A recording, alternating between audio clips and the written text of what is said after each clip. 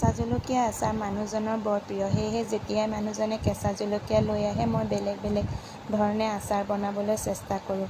আৰু আজি যেতিয়া তেওঁ লৈয়ে আহিছে মই আজি বেলেগ ধৰণে এটা আচাৰ বনাম বুলি ভাবিলোঁ। আৰু কেঁচা জলকীয়াখিনি প্ৰথমে মই এনেকৈ ঠাৰিকেইডাল গুচাই লৈছোঁ। তাৰপিছত প্ৰথমত পানীত সিজাই লোৱাৰ পিছত উলিয়াই লৈ ইয়াত যিখিনি বস্তু ব্যৱহাৰ কৰিম সেইখিনি মই প্ৰথমে ৰেডি কৰি লওঁ।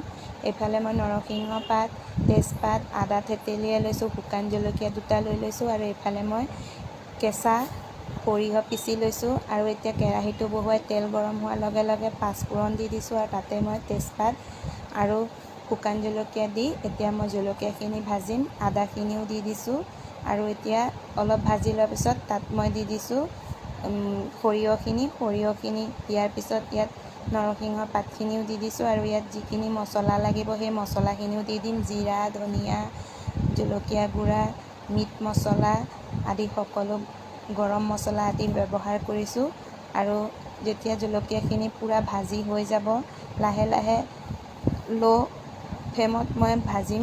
আৰু ইয়াৰ বিশেষ বস্তুটোৱে হ'ল ভিনেগাৰটোৱে জলকীয়াখিনি বেয়া নহ'বলৈ বহুত দিনলৈ এনেকৈ সাঁচি ৰাখিব পৰা যায়।